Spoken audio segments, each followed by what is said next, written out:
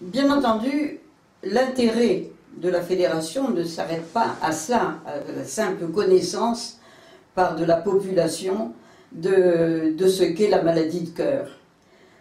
Elle permet un autre avantage dans tout le territoire national, c'est qu'à partir d'une fédération avec toutes ses branches, on peut envisager le traitement réadaptateur pour les cardiaques qui viennent de faire un infarctus du myocarde. Autrefois, un infarctus du myocarde restait pendant un mois couché dans un lit à l'hôpital.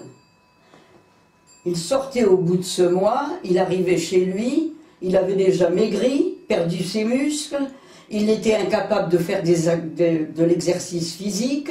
Par conséquent, ça devenait avant l'heure un vieillard, ou en tout cas quelqu'un qui n'avait plus la force physique de faire de la culture physique pour se remettre en bonne forme. Grâce à la Fédération de cardiologie qui a des clubs maintenant partout, il est très important de savoir que tout cardiaque connaît l'existence de cette fédération. Et qu'est-ce qu'elle y apprend à cette fédération? Elle apprend ce qu'elle va devoir avoir à faire si ça lui arrive, ce fameux infarctus du myocarde.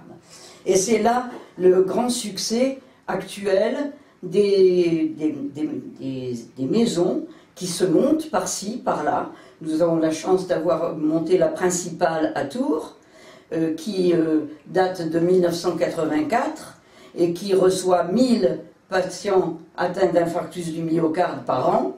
C'est vous dire le succès que ça peut avoir, où pendant un temps limité, les patients arrivent dès le 4e jour quand c'est possible, pas plus tard que le 8e, 10e jour en tout cas, et à ce moment-là va pouvoir subir au jour le jour un entraînement programmé, qui est toujours le même, qui a toutes ses particularités et qui va lui permettre de sortir avec un cœur redevenu normal.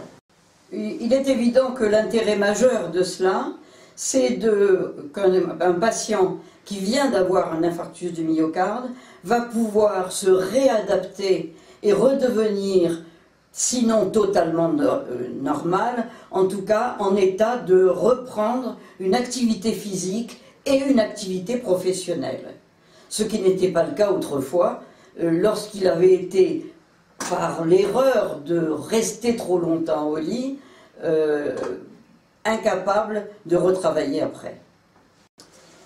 Il est évident que pour le futur, et le futur proche maintenant, les progrès que nous venons de réaliser en cardiologie vont permettre de profiter encore beaucoup plus de l'existence d'une fédération de cardiologie, d'une part, et de centres de réadaptation cardiovasculaire.